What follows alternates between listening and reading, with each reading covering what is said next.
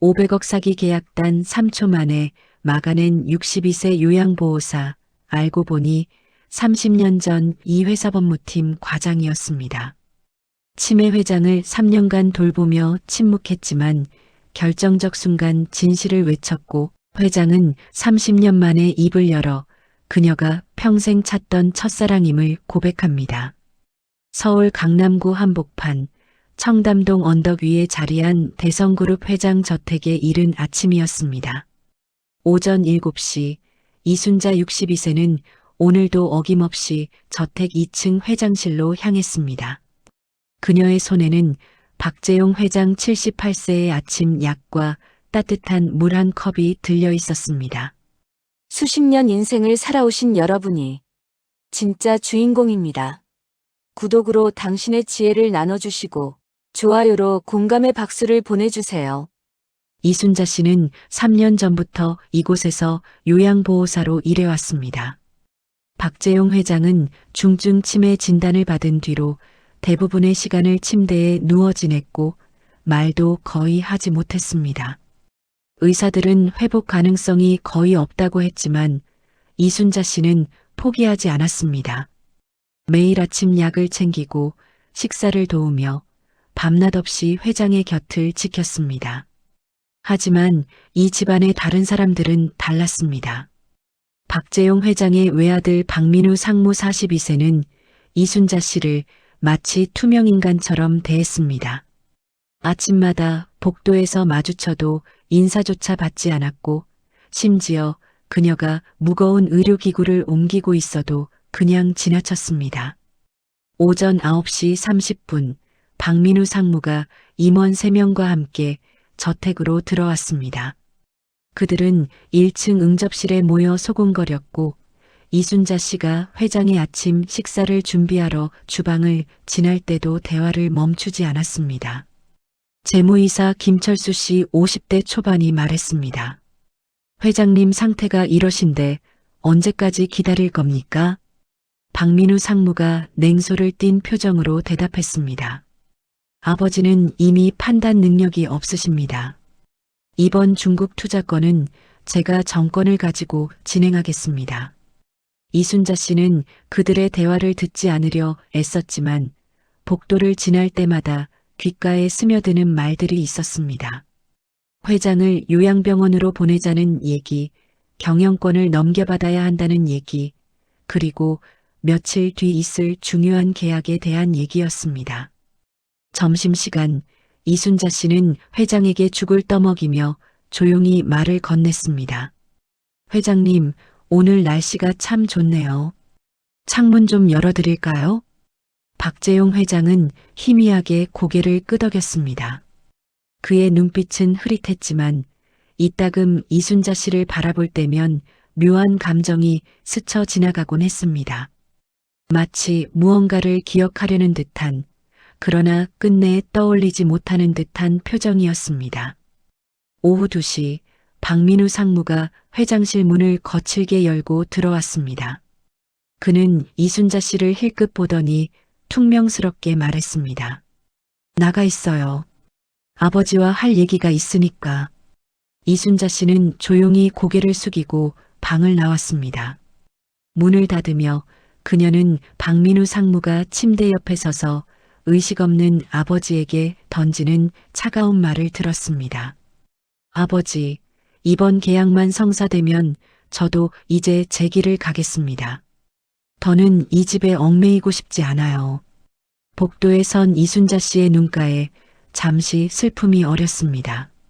3년간 이 집에서 일하며 그녀가 본 것은 가족 간의 사랑이 아니라 재산을 둘러싼 차가운 계산뿐이었습니다. 그녀는 깊게 한숨을 쉬며 다시 주방으로 향했습니다. 저녁 7시 이순자 씨는 회장의 저녁약을 준비하며 창밖을 바라봤습니다. 청담동의 화려한 불빛들이 하나둘 켜지고 있었지만 이 거대한 저택 안은 어느 때보다 쓸쓸했습니다. 그녀는 30년 전 자신이 이곳에서 일했던 시절을 떠올렸습니다.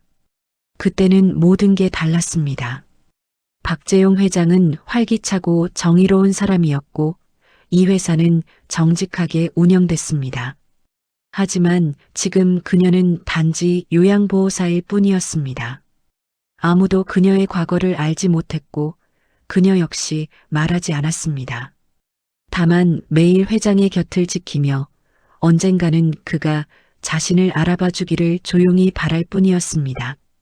사흘 뒤 12월 중순의 차가운 아침이었습니다. 오전 10시 대성그룹 저택은 평소와 다른 긴장감에 휩싸였습니다. 고급 승용차 4대가 저택 앞마당에 나란히 주차됐고 정장 차림의 사람들이 분주하게 오갔습니다. 이순자 씨는 2층 복도에서 그 광경을 내려다봤습니다. 평소라면 조용했을 저택이 갑자기 회사 사무실처럼 변해 있었습니다. 1층 응접실에서는 박민우 상무와 대성그룹 임원진 7명이 모여 있었고 그들 맞은편에는 낯선 중국인 3명이 앉아 있었습니다. 재무이사 김철수 씨가 서류 뭉치를 펼치며 말했습니다. 오늘 계약이 성사되면 대성그룹은 중국 상하이 푸동 지구 개발 사업에 500억을 투자하게 됩니다. 3년 내 2천억 이상의 수익을 기대할 수 있습니다. 박민우 상무는 만족스러운 표정으로 고개를 끄덕였습니다. 그의 눈빛에는 욕심과 야망이 가득했습니다. 이 계약만 성사되면 그는 아버지의 그늘에서 벗어나 독립적인 사업가로 인정받을 수 있었습니다. 중국 투자사 대표 왕밍후이 48세가 유창한 한국어로 말했습니다. 박 상무님, 저희 홍성투자그룹은 이번 프로젝트에 전폭적인 지원을 약속드립니다. 계약서에 서명만 하시면 일주일 내로 토지 소유권 이전이 완료됩니다. 오전 11시 박민우 상무가 갑자기 일어서며 말했습니다. 계약은 아버지 서재에서 진행하겠습니다. 아버지께서 비록 의식은 없으시지만 이 집안의 중요한 결정은 그분 앞에서 이뤄져야 합니다. 그것은 형식적인 예의였지만 동시에 박민우 상무 자신의 정당성을 확보하려는 계산이기도 했습니다. 만약 나중에 법적 문제가 생기더라도 회장 앞에서 진행된 계약이라는 점을 내세울 수 있었습니다. 일행은 2층 회장 서재로 이동했습니다. 넓은 서재 한쪽에는 박재용 회장이 휠체어에 앉아 창밖을 바라보고 있었습니다. 이순자 씨는 평소처럼 회장 곁에 서 있었습니다. 박민우 상무가 짜증스러운 목소리로 말했습니다. 이순자 씨, 잠시 나가 계세요. 중요한 회의니까요. 하지만 왕밍후이 대표가 손을 저으며 웃었습니다. 괜찮습니다. 어차피 기밀 사항도 아니고 요양보호사 한 분쯤이야 상관없죠. 이순자 씨는 고개를 숙이고 서재 구석으로 물러났습니다. 그녀는 회장의 약을 챙기는 척하며 조용히 그 자리에 머물렀습니다. 대형회의 테이블에 계약서가 펼쳐졌습니다. 두께가 30cm는 좋게 되어 보이는 서류 뭉치였습니다. 법무이사 정한석 씨 40대 후반이 주요 조항들을 설명하기 시작했습니다. 1조 투자 금액은 500억이며 2조 수익 배분은 6대 4로 합니다. 3조 계약 기간은 5년이며 설명이 계속되는 동안 이순자 씨는 무심코 테이블 위에 계약서를 흘끗 봤습니다. 그 순간 그녀의 눈동자가 미세하게 흔들렸습니다. 계약서 3페이지 하단에 나린 위치가 묘하게 낯익었습니다. 오후 12시 30분 박민우 상무가 마침내 만년필을 집어들었습니다. 그럼 서명하겠습니다. 바로 그때 이순자 씨의 시선이 계약서 특정 부분에 고정됐습니다. 나릴란 옆에 작은 글씨로 적힌 조항, 그리고 그 아래에 이상한 도장 모양. 그녀의 머릿속에서 30년 전 기억이 번개처럼 스쳐 지나갔습니다. 2005년 그녀가 대성그룹 법무팀 과장으로 일할 때였습니다. 당시 회장 동생 박재식 씨가 회사 자금 50억을 횡령하려다 발각된 사건이 있었습니다. 그때 사용된 위조 계약서가 바로 이런 형식이었습니다.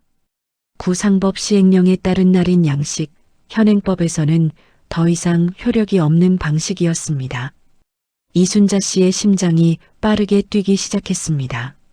설마 이 계약서가. 그녀는 떨리는 손으로 약병을 내려놓으며 다시 한번 계약서를 응시했습니다.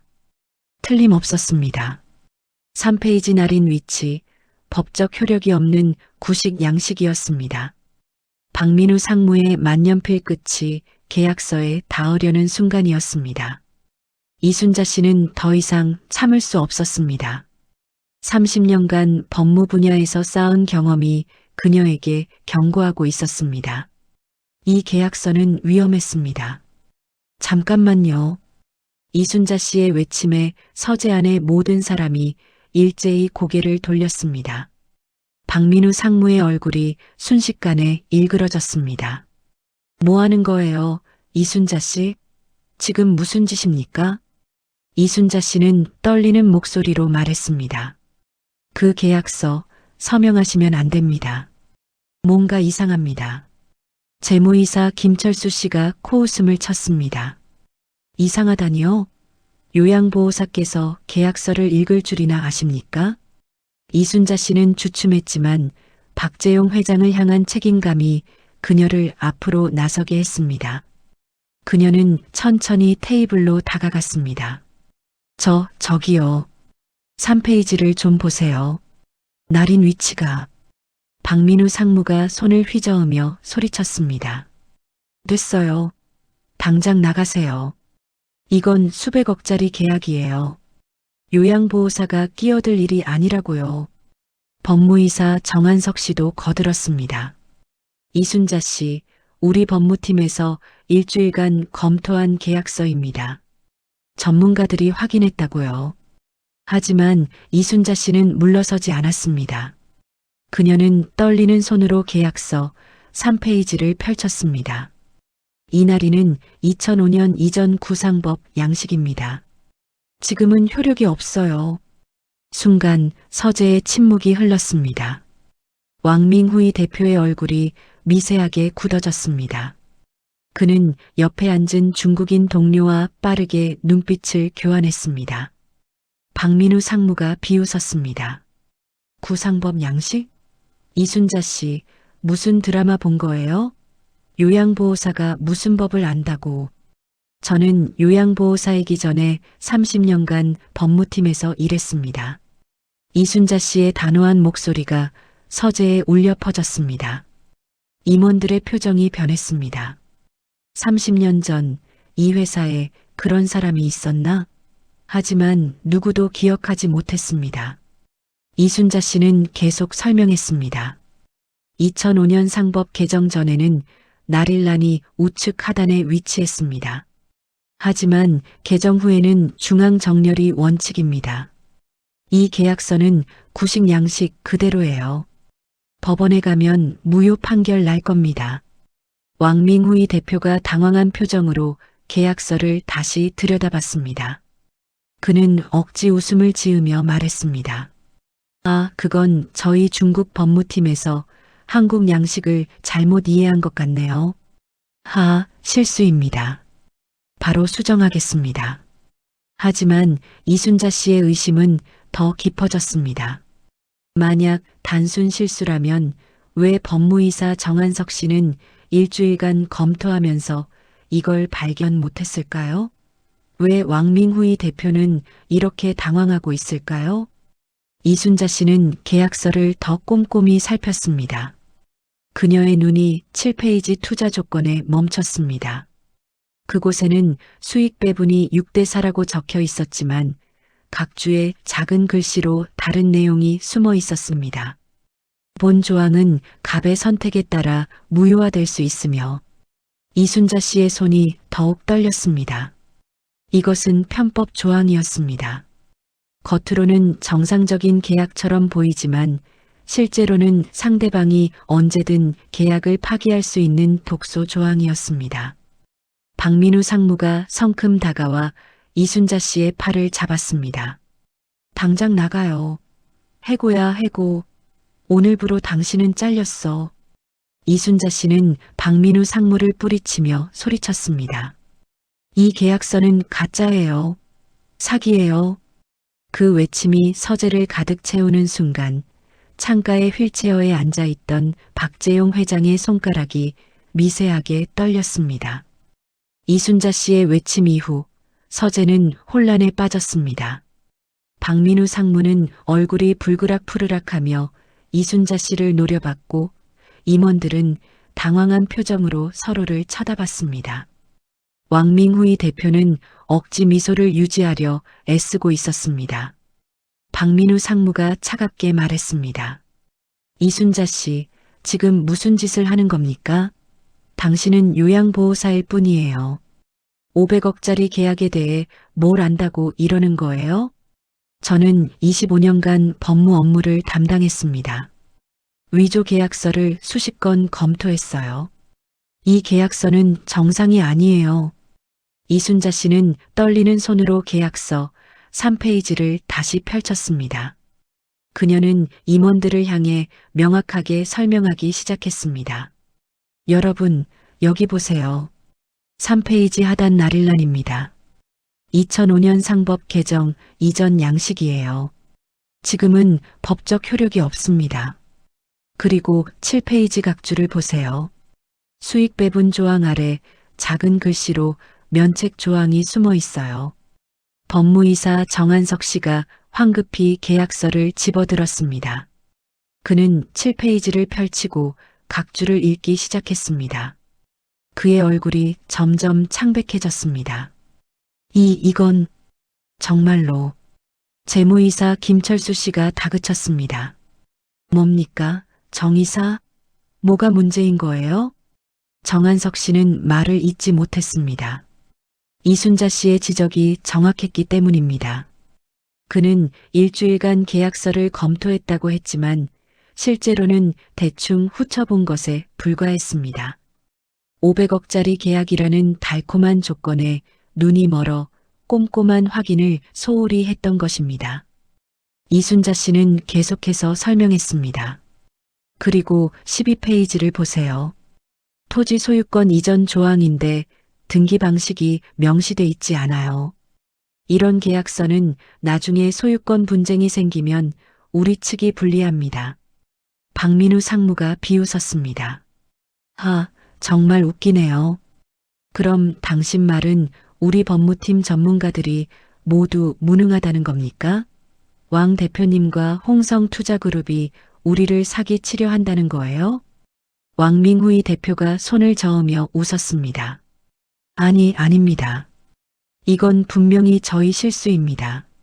한국 법률을 완벽히 이해하지 못한 거죠.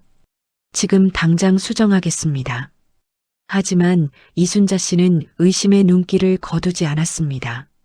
만약 정말 단순 실수라면 왜 왕밍후이 대표는 계속 땀을 흘리고 있을까요? 왜 옆에 앉은 중국인 동료들은 불안한 표정으로 서로 눈치를 보고 있을까요? 이순자 씨는 결정적인 증거를 제시했습니다. 그리고 마지막으로 18페이지 계약 당사자 정보를 보세요. 홍성투자그룹의 사업자 등록번호가 적혀 있는데 이 번호는 중국 기업 등록번호 양식이 아니에요. 그 말에 서재가 얼어붙었습니다. 왕밍후이 대표의 얼굴에서 미소가 완전히 사라졌습니다. 재무이사 김철수 씨가 황급히 자신의 태블릿을 꺼내 중국 기업 등록번호 양식을 검색하기 시작했습니다. 잠시 후 그의 얼굴이 사색이 됐습니다. 박 상무님, 이순자 씨 말이 맞습니다. 이 번호는 중국 정식 등록번호가 아니에요. 박민우 상무는 말문이 막혔습니다. 그는 왕밍후이 대표를 노려봤습니다. 왕 대표, 이게 어떻게 된 겁니까? 설명해 보세요. 왕밍후이 대표는 당황한 표정으로 일어섰습니다. 그는 중국어로 동료들과 재빨리 대화를 나눴습니다. 그리고 갑자기 서류 가방을 집어들었습니다. 죄송합니다만 잠시 본사에 확인 전화를 걸어야겠습니다. 그는 서재를 나가려 했습니다. 하지만 이순자 씨가 문 앞을 막아섰습니다.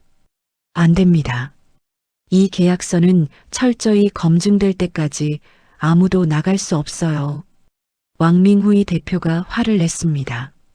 당신이 누군데 나를 막습니까? 비켜요. 바로 그 순간이었습니다. 창가 휠체어에서 희미한 소리가 들려왔습니다. 순자야.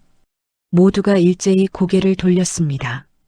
박재용 회장이 떨리는 손으로 휠체어 팔걸이를 잡으며 무언가를 중얼거리고 있었습니다. 박재용 회장의 떨리는 목소리는 3년 만에 처음 들려오는 말이었습니다. 서재에 있던 모든 사람이 숨을 죽였습니다.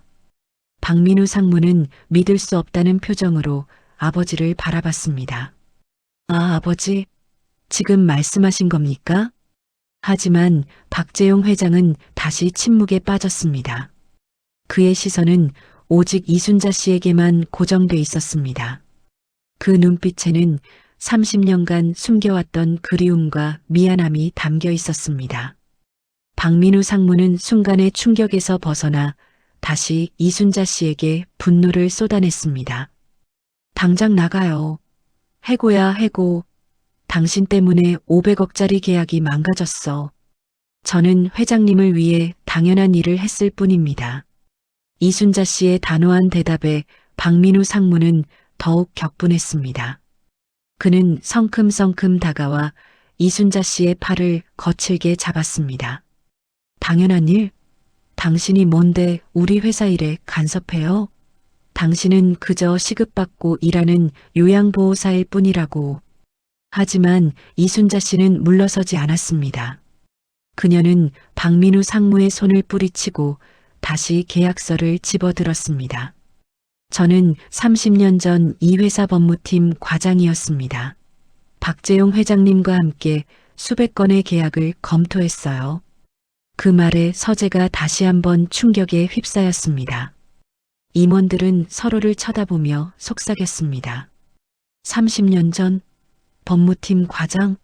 하지만 누구도 이순자 씨를 기억하지 못했습니다. 재무이사 김철수 씨가 조심스럽게 물었습니다. 이순자 씨, 그게 사실입니까? 30년 전에 이 회사에 계셨다고요? 네, 저는 1985년부터 2005년까지 20년간 대성그룹 법무팀에서 일했습니다. 이순자 씨는 떨리는 목소리로 과거를 꺼냈습니다. 그녀는 더 이상 숨길 이유가 없었습니다. 박재용 회장을 지키기 위해서라면 자신의 과거를 드러내는 것쯤은 아무것도 아니었습니다. 2005년 12월 박재용 회장님 동생분이 회사 자금 50억을 횡령하려 했습니다. 저는 그 계획을 발견하고 회장님께 보고했어요. 하지만 이순자 씨의 목소리가 떨렸습니다. 30년 전 그날의 기억이 생생히 되살아났습니다. 하지만 회장님 동생분은 저를 모함했습니다. 오히려 제가 횡령을 시도했다고 거짓 증거를 만들었어요. 저는 하루아침에 회사에서 쫓겨났고 업계에서도 발붙일 곳이 없어졌습니다. 박민우 상무가 비웃었습니다. 그게 사실이라면 왜 지금까지 숨기고 있었어요?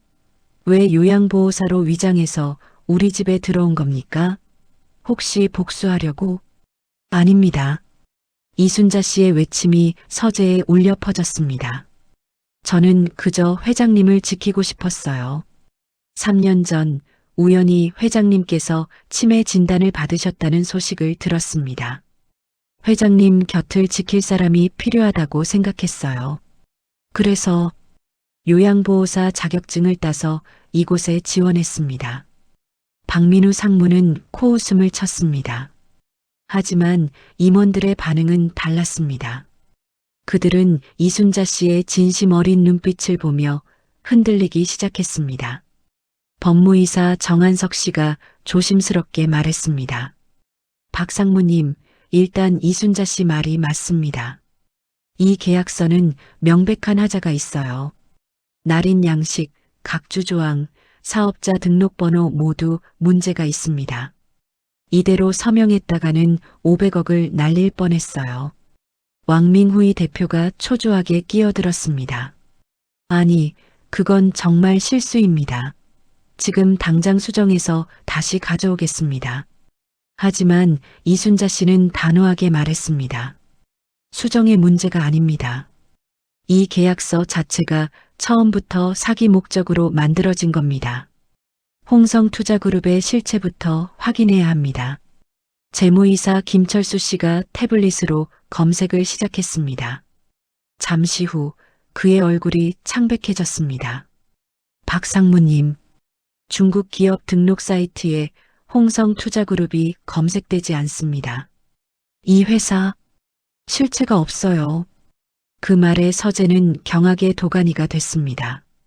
왕밍후이 대표와 중국인 일행은 급히 서류 가방을 챙겨 문으로 향했습니다. 박민우 상무가 소리쳤습니다. 서, 당장 서, 경찰 부른다. 하지만 왕밍후이 일행은 이미 서재 문을 박차고 나갔습니다. 복도에서 발소리가 멀어지고 1층 현관문이 쾅 닫히는 소리가 들렸습니다. 박민우 상무는 주저앉았습니다. 그의 손에는 서명 직전이었던 계약서가 떨리고 있었습니다. 만약 이순자 씨가 막지 않았다면 그는 500억을 날렸을 것입니다. 혼란이 가라앉은 서재에는 무거운 침묵만이 흘렀습니다. 박민우 상무는 바닥에 주저앉아 계약서를 멍하니 바라봤고 임원들은 어찌할 바를 몰라 서로의 눈치만 살폈습니다. 이순자 씨는 조용히 박재용 회장의 휠체어 곁으로 다가갔습니다. 회장님, 괜찮으세요? 박재용 회장은 여전히 이순자 씨를 바라보고 있었습니다. 그의 눈에는 눈물이 맺혀 있었습니다. 3년간 치매로 말을 잃었던 그였지만 지금 이 순간만큼은 모든 것이 선명했습니다. 순자야. 회장의 떨리는 목소리가 다시 들려왔습니다. 이번에는 더 또렷했습니다. 이순자 씨의 눈에도 눈물이 고였습니다. 네, 회장님. 저예요. 이순자예요. 박재용 회장은 떨리는 손으로 이순자 씨의 손을 잡았습니다. 30년 만의 재회였습니다. 그는 힘겹게 입을 열었습니다. 30년을 기다렸소. 임원들은 충격에 휩싸였습니다. 박민우 상무도 믿을 수 없다는 표정으로 아버지를 바라봤습니다. 아버지, 지금 정신이 드신 겁니까?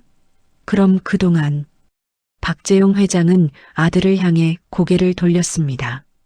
그의 눈빛은 슬픔과 실망으로 가득했습니다. 민우야, 나는 모든 걸 알고 있었다. 그 말에 박민우 상무의 얼굴이 창백해졌습니다. 아버지가 치매로 의식을 잃었다고 생각했지만 실제로는 모든 것을 보고 들으며 침묵하고 있었던 것입니다. 박재용 회장은 힘겹게 말을 이었습니다. 3년 전 순자가 이 집에 왔을 때 나는 알아봤다. 하지만 말을 할 수가 없었어. 이순자 씨가 눈물을 흘리며 물었습니다. 회장님, 왜 그때 말씀하지 않으셨어요? 제가 얼마나 기다렸는지. 박재용 회장은 쓸쓸하게 웃었습니다. 내가 너무 부끄러웠어. 30년 전 내 동생 때문에 당신을 지키지 못했소. 당신이 모함받을 때 나는 침묵했소. 이순자 씨는 고개를 저었습니다. 아니에요, 회장님. 그건 회장님 잘못이 아니에요. 하지만 박재용 회장은 자책하는 표정을 거두지 않았습니다. 나는 비겁했소. 동생과 당신 사이에서 나는 가족을 택했소. 그게 평생 후회로 남았소. 재무이사 김철수 씨가 조심스럽게 물었습니다. 회장님, 그럼 그동안 치매는? 박재용 회장이 고개를 끄덕였습니다. 치매는 맞소. 하지만 완전히 의식을 잃은 건 아니었소. 가끔 선명한 순간들이 있었소. 특히 순자가 곁에 있을 때는. 이순자 씨는 회장의 손을 꽉 잡았습니다. 30년간 쌓인 그리움과 미안함이 두 사람 사이에 흐르고 있었습니다. 박민우 상무가 떨리는 목소리로 물었습니다. 그럼 아버지, 저에 대해서도 다 아셨던 겁니까? 박재용 회장은 아들을 슬픈 눈으로 바라봤습니다. 민우야, 너는 내가 만든 괴물이다. 나는 너에게 재산만 물려주려 했지. 인격은 가르치지 않았구나. 박민우 상무는 말문이 막혔습니다. 아버지의 날카로운 지적이 가슴에 꽂혔습니다. 박재용 회장은 계속 말했습니다. 오늘 계약, 너는 500억에 눈이 멀었구나. 순자가 막지 않았다면 우리 회사는 망했을 거다. 회장님, 법무이사 정한석 씨가 급히 끼어들었습니다. 방금 경찰에서 연락 왔습니다. 왕민후이 일행은 공항에서 체포됐습니다. 그들은 국제사기 조직이었고 이미 여러 나라에서 동일한 수법으로 수천억을 사취했다고 합니다. 서재에 다시 한번 충격이 휩쓸고 지나갔습니다. 만약 이순자 씨가 없었다면 대성그룹은 500억을 잃고 파산 위기에 몰렸을 것입니다. 박재용 회장은 이순자 씨의 손을 더욱 꽉 잡았습니다. 순자, 고맙소. 30년이 지났어도 당신은 여전히 나를, 이 회사를 지켜주는구려. 이순자 씨는 눈물을 닦으며 미소 지었습니다. 저는 그저 회장님께 빚진 마음으로 당연한 일을 했을 뿐이에요. 박재용 회장이 고개를 저었습니다. 아니요. 이번에는 내가 30년 전 못다한 말을 꼭 하고 싶소. 박재용 회장은 떨리는 손으로 휠체어 팔걸이를 잡고 천천히 일어섰습니다. 3년간 제대로 걷지 못했던 그였지만 지금만큼은 힘을 내야 했습니다. 이순자 씨가 황급히 부축했습니다. 회장님, 무리하지 마세요. 하지만 박재용 회장은 고집스럽게 고개를 저었습니다. 그는 비틀거리며 서재 한쪽 책장으로 걸어갔습니다.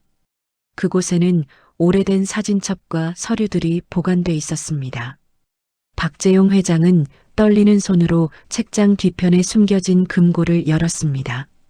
암호는 영호이요. 1985년 5월 25일이었습니다. 그날은 이순자가 대성그룹에 입사한 날이었습니다. 금고가 열리자 안에서 낡은 서류 봉투가 나왔습니다. 박재용 회장은 그것을 꺼내 이순자 씨에게 건넸습니다. 이걸 보시오. 이순자 씨는 떨리는 손으로 봉투를 열었습니다. 안에는 30년 전 문서들이 가득했습니다. 2005년 12월 박재용 회장 동생 박재식 씨의 횡령 사건 관련 증거 자료였습니다. 그리고 그 아래에는 이순자 씨의 결백을 증명하는 서류들이 있었습니다. 당시 법무팀이 작성한 보고서, 은행 거래 내역, 그리고 박재식 씨가 위조한 증거의 진실을 밝히는 감정서까지. 이순자 씨의 눈에서 눈물이 쏟아졌습니다. 회장님, 이걸 왜 그때 꺼내지 않으셨어요? 박재용 회장은 고개를 숙였습니다. 나는 비겁했소. 동생이 감옥에 가는 걸 막으려고 당신을 희생시켰소. 평생 후회했소. 재무이사 김철수 씨가 서류를 살펴보며 경악했습니다. 이건 이순자 씨가 완전히 결백하다는 증거잖습니까? 회장님, 왜 이걸 숨기셨습니까? 박재용 회장은 쓸쓸하게 웃었습니다. 동생은 내 유일한 혈육이었소. 부모님 돌아가신 뒤로 나는 동생을 지켜야 한다는 강박에 사로잡혔소. 그래서 순자를 버렸소. 이순자 씨는 고개를 저었습니다. 회장님, 저는 이미 다 용서했어요. 30년 전 그날 저는 회장님을 원망하지 않았어요. 하지만 나는 나를 용서할 수 없었소. 박재용 회장의 외침이 서재에 울려 퍼졌습니다. 30년간 나는 당신을 찾았소. 전국의 법무법인을 뒤졌고 사립 탐정을 고용했소. 하지만 당신은 흔적도 없이 사라져 있었소. 이순자 씨는 조용히 말했습니다. 저는 시골로 내려갔어요. 작은 마을에서 요양보호사 일을 배우며 살았습니다. 더 이상 법조 일은 하고 싶지 않았어요. 박재용 회장은 고개를 끄덕였습니다. 그리고 3년 전 내가 치매 진단을 받았을 때 당신이 나타났소. 처음 당신을 봤을 때 나는 깜짝 놀랐소. 하지만 말을 할 수가 없었소. 임원들은 숨죽여 두 사람의 이야기를 들었습니다. 30년간 숨겨진 진실이 마침내 세상에 드러나고 있었습니다. 법무이사 정한석 씨가 조심스럽게 물었습니다. 그럼 회장님, 이순자 씨와는 어떤 관계이셨습니까? 박재용 회장은 이순자 씨를 바라보며 떨리는 목소리로 말했습니다. 순자는 내 첫사랑이었소. 그리고 내가 평생 사랑한 유일한 여인이었소. 박민우 상무가 충격받은 표정으로 물었습니다. 그럼 어머니는요? 어머니와는? 박재용 회장은 슬픈 눈으로 아들을 바라봤습니다. 너의 어머니는 좋은 분이었다. 하지만 사랑은 아니었지. 집안끼리 정한 혼인이었어. 나는 평생 그분께 미안했다. 이순자 씨가 고개를 숙였습니다. 그녀 역시 30년간 박재용 회장을 잊지 못했습니다. 하지만 그가 결혼하고 가정을 꾸렸기에 그녀는 멀리서 지켜보기만 했습니다. 박재용 회장은 서재 창가로 걸어가 밖을 바라봤습니다. 30년 전 내가 용기가 있었다면 순자를 지켰을 거요. 하지만 나는 가문과 재산을 택했소. 그게 평생 후회로 남았소. 회장님, 이제 그만 괴로워하세요. 저는 이미 다 잊었어요. 아니요. 박재용 회장이 갑자기 돌아서며 외쳤습니다. 나는 잊을 수 없소. 그리고 이제라도 바로잡고 싶소. 그는 책상으로 걸어가 서랍에서 서류 한 장을 꺼냈습니다. 그것은 이미 작성된 유언장이었습니다. 박재용 회장이 꺼낸 유언장을 펼치자 서재에 긴장감이 흘렀습니다. 박민우 상무의 얼굴이 창백해졌고 임원들은 숨을 죽이며 지켜봤습니다. 이 유언장은 3년 전에 작성했소. 순자가 이 집에 온 그날 박재용 회장은 떨리는 손으로 유언장을 이순자 씨에게 건넸습니다. 이순자 씨는 황급히 손사래를 쳤습니다. 회장님, 저는 이런 거 받을 수 없어요. 하지만 박재용 회장은 단호했습니다. 이건 내 마지막 소원이요. 받아주시오. 이순자 씨는 떨리는 손으로 유언장을 받아들었습니다. 첫 페이지를 펼치는 순간 그녀의 눈이 크게 떠졌습니다. 유언장에는 이렇게 적혀 있었습니다. 본인 박재용은 전 재산 1조 원 중 5천억 원을 이순자에게 증여한다. 그리고 대성그룹 부회장 직위를 수여하며 경영 전반에 대한 의사결정권을 부여한다. 박민우 상무가 벌떡 일어서며 소리쳤습니다. 아버지, 이게 무슨 말씀이십니까? 5천억이요? 그것도 요양보호사에게요? 박재용 회장은 차갑게 아들을 바라봤습니다. 요양보호사가 아니라 내 평생 은인이자 이 회사의 진짜 수호자요. 재무이사 김철수 씨가 조심스럽게 물었습니다. 회장님, 그럼 박민우 상무님은? 박재용 회장은 한숨을 쉬었습니다. 민우에게도 3천억은 남겨줄 것이요. 하지만 경영권은 주지 않을 것이요. 오늘 일로 확인했소. 민우는 아직 이 회사를 이끌 준비가 안 됐소. 박민우 상무는 무릎을 꿇고 주저앉았습니다. 그는 평생 회장 자리를 꿈꿨지만 단 한 번의 실수로 모든 것을 잃었습니다. 아버지, 제발 한 번만 기회를 주세요. 박재용 회장은 고개를 저었습니다. 민우야, 너는 돈에 눈이 멀었다. 500억에 혹해서 회사를 위험에 빠뜨렸지. 순자가 아니었다면 우리는 파산했을 거다. 바로 그때 서재문이 열리며 경찰 2명이 들어왔습니다. 그들은 정중하게 인사하며 말했습니다. 박재용 회장님, 왕민후이 일당 체포 관련해서 조사 협조 부탁드립니다. 그리고 한 가지 더 밝혀진 사실이 있습니다. 경찰은 태블릿을 꺼내 화면을 보여줬습니다. 왕민후이 일당의 공범이 국내에도 있었습니다. 그는 내부 정보를 빼내 사기 조직에 넘겼고 계약 성사 시 10%의 수수료를 받기로 했습니다. 누구요? 박재용 회장이 물었습니다. 경찰은 화면을 확대했습니다. 그곳에는 법무이사 정한석 씨의 은행 계좌 내역이 떠 있었습니다. 지난 석 달간 왕민후이 측으로부터 여러 차례 입금이 있었습니다.